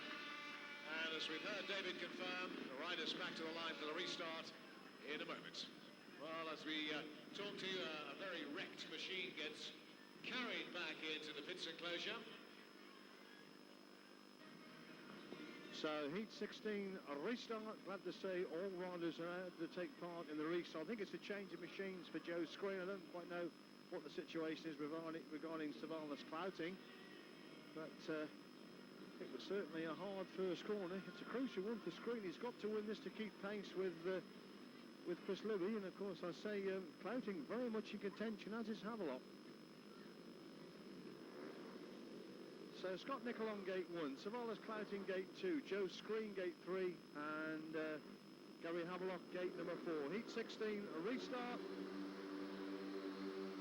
A clean break. Nichols makes a good gate the inside. Clouting gets over the screen, gets round Clouting, tries to come round Nichols, gets round Nichols, and Clouting in trouble. There's Havelock, moves on the edge to Clouting as well, so Clouting has gone from second to fourth. The Screen leads coming out of that Coventry bed into the complete lap one then.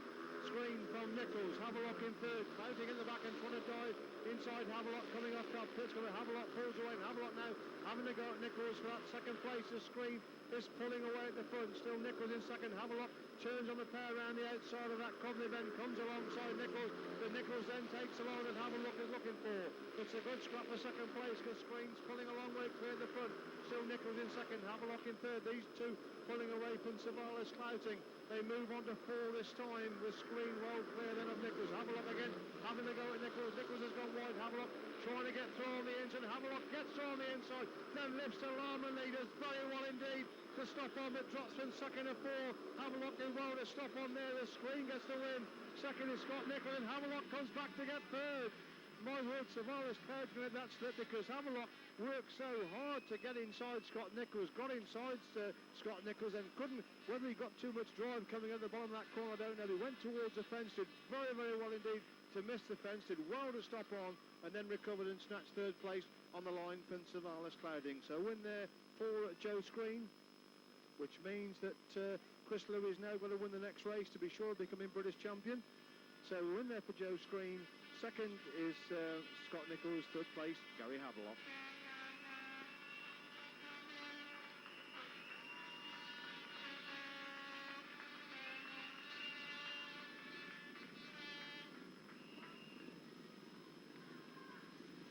So the result of heat number 16 and a win in white for Joe Screen. His winning time was 61.9 seconds. Second in red with Scott Nichols. And third in yellow-black, Gary Havelock. Time once again, 61.9 seconds.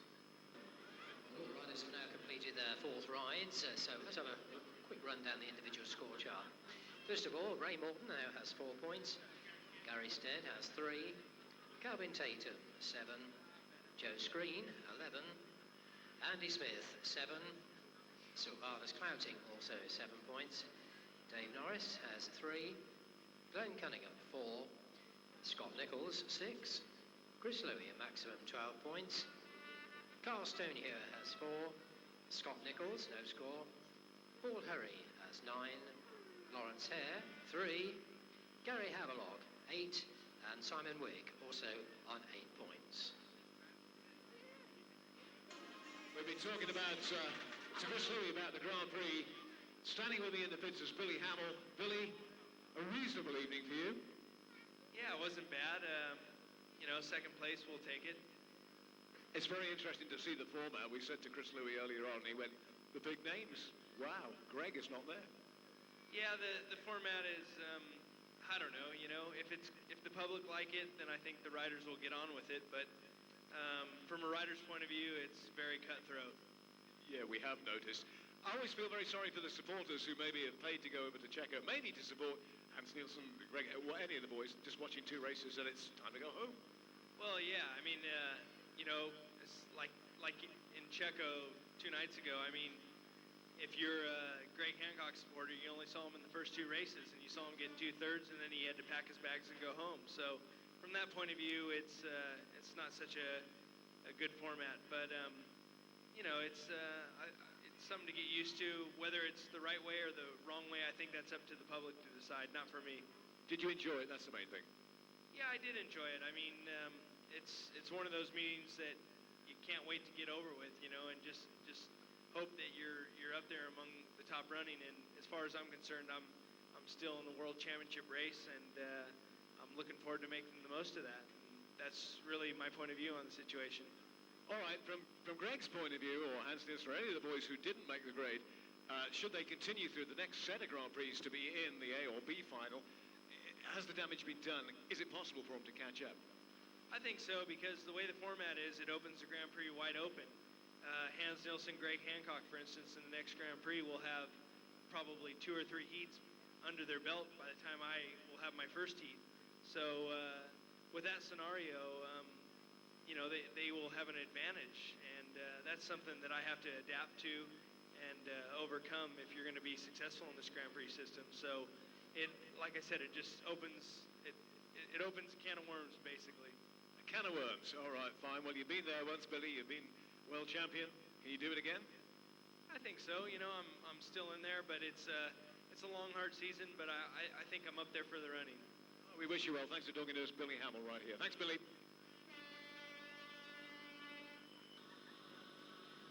Now we come then to heat number 17. This is where all the riders, of course, have their final rides. In this heat 17, we've got Ray Morton riding in red, Glenn Cunningham is in blue, Gary Havelock in white, and Chris Louis in yellow-black.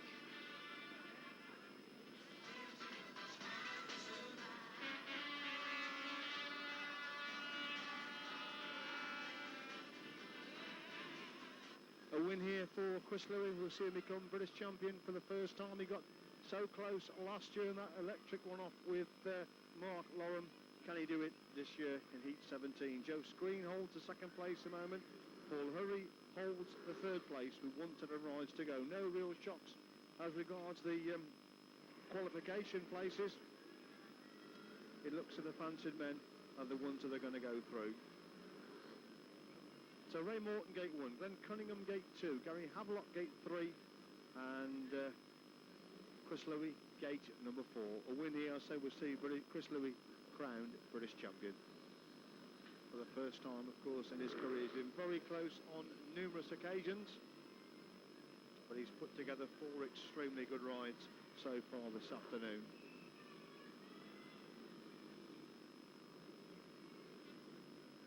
Chris Louis wait for, just check his machine there in that number 4 gate before coming into line. Well, this is last programme ride of the day. So Morton, Cunningham, Havelock and Louis all 4 ready. Starry Marshall walks away. A clean break, and Louis hasn't made the best of start. He's just going to get that corner first. He does, just ahead of Ray Morton there. Louis leads in the back straight. Havelock was lost away, but he's got round Cunningham to move through in the 3rd place, but Cunningham gets back inside Havelock as Louis leads then completing that one. Morton in 2nd, Havelock in 3rd. Havelock now gets round the outside. Morton to move to the 2nd place. That's a good ride by Havelock, who's come through in 4th to 2nd as Louis shows in from Havelock. It's Morton in 3rd, Cunningham at the back, so looks like the new British champion leads a former British champion in this race, number 17. Louis has got 10 yards over Havelock. Cunningham starting to take back the ground on Morton. That scrap for 3rd place. It's down the back straight they go once again. And Louis not pulling away from Havelock. Havelock's really making Louis work for this. He's pegging back the ground now as they come on to start. A lap 4. 3 machines between Louis and Havelock. Louis on the inside forces Havelock right round the outside. And Havelock's coming round the outside. There's 2 bikes between them as they move into the last corner. Louis rides the mid-track. Havelock goes to speed round the outside. Cuts back for the inside. Louis British champion. 2nd, Gary Havelock. A great scrap for 3rd place, which just goes to Glenn Cunningham. But the big contingent of Ipswich fans on the back straight are delighted now as Chris Louis finally achieves his aim of becoming British champion. Gary Havelock congratulates him as he goes in that back straight. He's been so close on so many occasions, Chris Louis. That epic run-off last year with Mark Lorham. And Chris Louis is absolutely delighted about it. As you can see, he's coming round in the lap of honour. It's took him a long time to achieve it, but finally Chris Louis is the 1998 British champion. 2nd that race, Gary Havelock, and Glenn Cunningham just snatching the 3rd place to line. 2nd lap of honour there for Chris Louis. A big contingent of Ipswich fans. There's been a big revival at Ipswich this season. Louis acknowledges the Ipswich fans, and he is delighted about his win there in Heat 17. Well, thanks to the loyal British fans. Chris now follows his dad, John Louis, as British champion. They've equalled one another, so full congratulations to them. Don't forget the official presentation for Chris Louis at the end of our meeting. But on the home straight away, ladies and gentlemen, a brilliant afternoon for Chris Louis.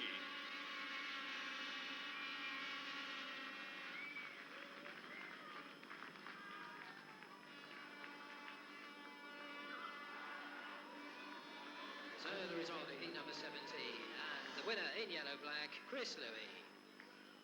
Second in white was Gary Havelock, and third in blue, Glenn Cunningham. The time for that heat, 61.8 seconds. 61.8, the winning time.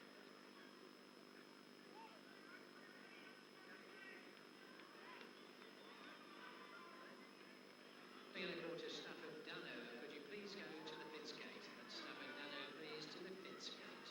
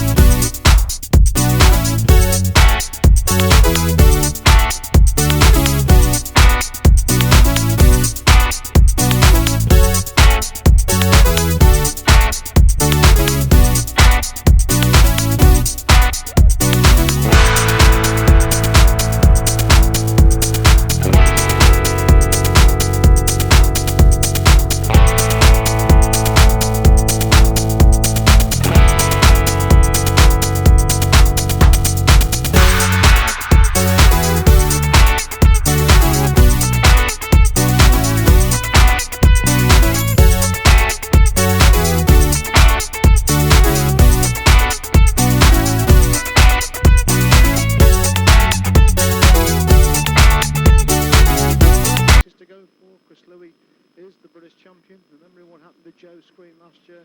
He had an engine failure in his last ride which cost him a rostrum place, so there's still very much the places to be fought for. Simon with the best place of these riders with 8 points. He's on gate 4. Dave Norris on gate 3. Gary Stead gate 2. Scott Nichols gate number 1.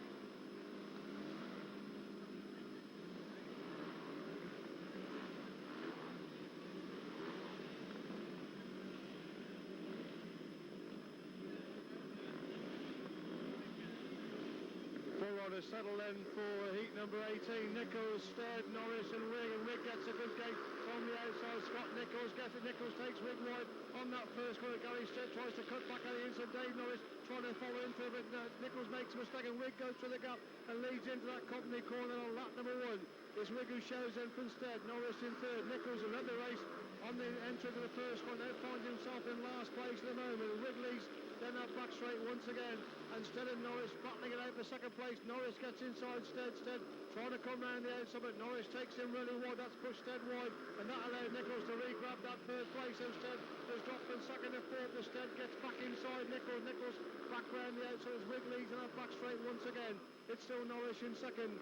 Nichols in third place. Gary sent at the back as they come on to start. Lap number 4 then. Wig clear of Norris. Nichols in third. Nichols goes wide. Stead trying to cut back on the inside to take that third place, but Nichols is pulling away. Instead he's chasing up to Norris. His second place is Simon Wig. Looks like picking up a win here to put himself with a chance of place in the rostrum. Simon Wig gets the win. Second Dave Norris. Third place it is Scott Nichols. That's the result of heat number 18.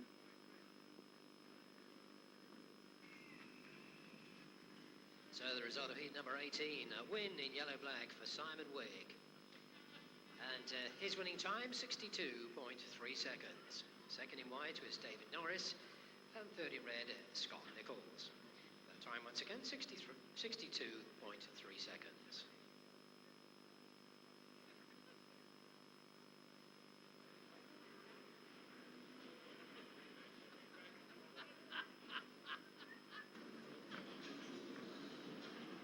So we move on then to heat 19. We've got Kelvin Tatum riding in red. He's on the 7-point mark.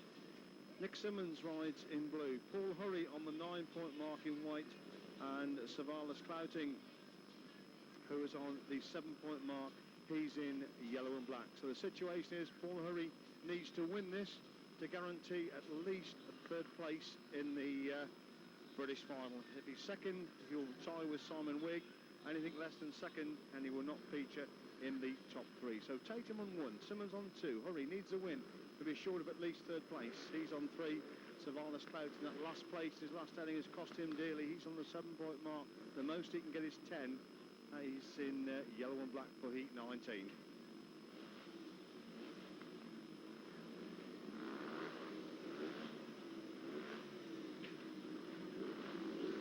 Setting in for 19, Tatum, Simmons, Hurry and Clouting away to a clean. Tatum makes the good gate. Hurry gets it with him. Tatum gets the corner first. Hurry moves down the outside, leads in the back straight on lap number 1 then. Hurry shows from Tatum. It's Clouting in third place with Simmons at the back as Paul Hurry leads then completely in lap number 1. It's Tatum still in second. It's Savalas Clouting still in third place. It's Paul Hurry stretching away, going down that back straight on lap number 2. Tatum still in second place, Clouting in third. These three a long way clear of Nick Simmons, with Paul Hurry still running into that pits corner once again. It's Tatum still there in second place, coming under pressure now, but Clouting for that second place. Simmons tailed off about the action here is for second place as Paul Hurry's got a lap in the corner to go to get the win, which will see him third overall. Tatum still there in second place, Clouting in third, Simmons at the back, and they make their way then that back straight once again. It's only giving engine failure stop Paul Hurry now, but still Tatum in second place. It is Clouting in third, Paul Hurry gets the win, second Kelvin Tatum, third place Savalas Clouting. Championship. So made good account of himself today at Coventry. Paul Hurry, your race winner. So the result of heat number 19, and a winning white for Paul Hurry. His winning time, 62.5 seconds. Second in red was Calvin Tatum, and third in yellow-black, Savalas Clouting. Time once again, 62.5 seconds.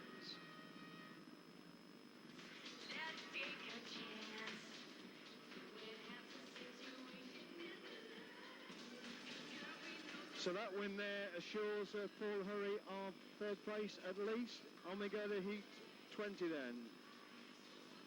And we've got Andy Smith in red. Andy Smith on the 7-point mark. Lawrence Hare is in blue. He's on the 3-point mark. Cole Stonia, eventful afternoon for the Sheffield Rider. He's on 5.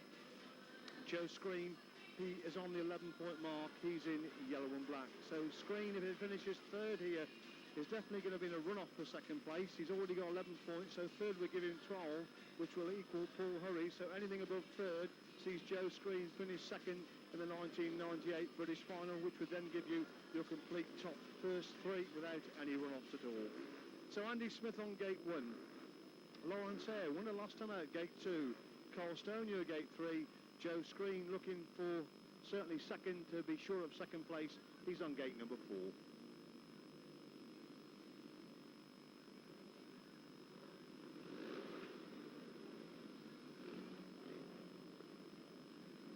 Four riders settling then for race number 20, just winning for Lawrence Hare. They move into line in that number 2 gate.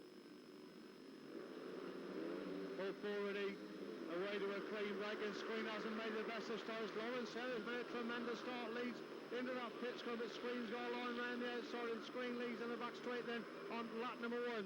It's Hare in second place, Smith in third, Stonia trying to find the long way. What a difference in Lawrence Hare from his first 3 to his next 2. Really has been a revelation, this 4th and 5th. Well, they're really bunching up there. Hare in second, Smith trying to squeeze from the inside, gets inside Hare.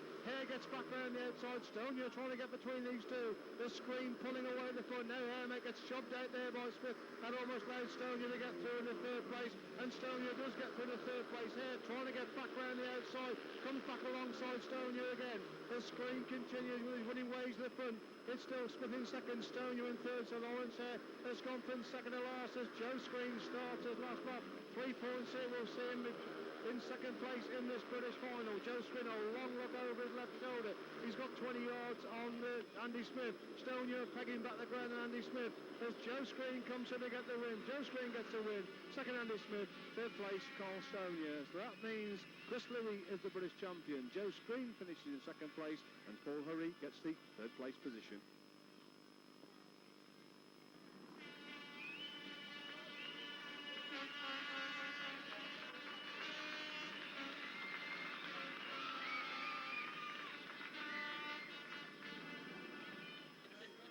So let's give you the official result then of heat number 20, and a win in yellow-black for Joe Screen.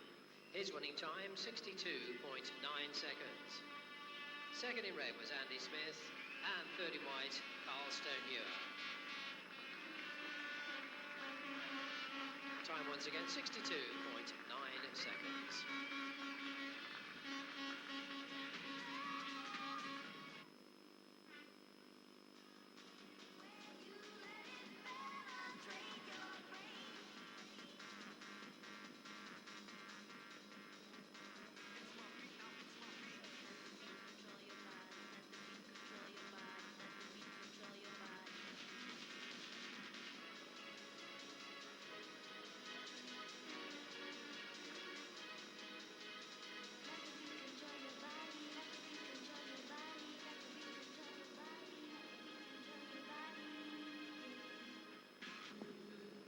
So a three-man run-off for the reserve position for the overseas final. We've got Carl Stone-Ewer from the Sheffield Tigers. He's had certainly a very eventful afternoon. He must be cursing that exclusion in his third outing, because apart from that, he could have booked himself a place in the meeting proper. That was his third ride, heat number 9.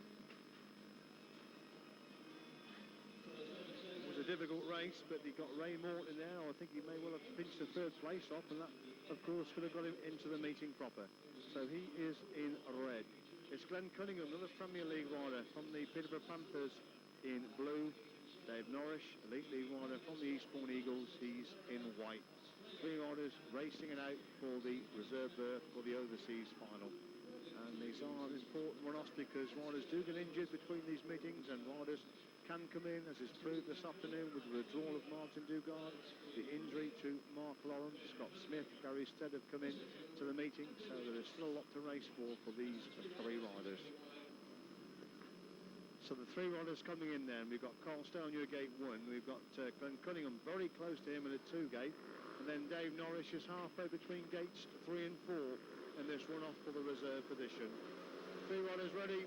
A clean break. Stone-Ewer hasn't made the best of starts. Cunningham made a good start, but Stone-Ewer squeezed through the inside. He's pushed Cunningham wide on that first run. Norris trying to get inside, but Cunningham slips inside Stone. It's a good ride there by Glenn Cunningham, as Cunningham shows there for Stone-Ewer. Cunningham goes wide. Stone-Ewer trying to come back on the inside line. Norris at the back. Interesting. The two Premier League riders are leading the Elite League rider at the moment, as Cunningham leads in that back straight once again. Stone-Ewer in second. These two pulling away from Norris. It's into that Coventry corner on lap number 2. It's still Glenn Cunningham with 2 points advantage over Carl Stone-Ewer. Dave Norris in third place. Then the back straight they go once again. The gap's still the same between the two Premier League riders. Norris can't close the gap at all. It's coming out of that Coventry corner and on to start lap 4 slowly but surely. Glenn Cunningham is pulling away from Carl Stone-Ewer, and this first British final looks at the Peterborough rider is going to win this one off the reserve to go through as reserve for the overseas final. So Peterborough's Glenn Cunningham wins this one off the reserve. Second Carl Stone-Ewer. Third place it is Dave Norris. So Glenn Cunningham now travels down to the overseas final at Poole as one of the reserves. Right, Chris Lee, congratulations, British champion. You've done it, the national award, well done. Yeah, it's been a long while coming, 11 years I've been trying to do it, and it's just great for everybody that's helping me, and obviously Nigel, my mechanic's been there all the time, and my new sponsor Brian Griffin, and just everybody that helps me really. I mean, K&E engine was superb today, and as it was in the Grand Prix. It's been a tough week, but well worthwhile.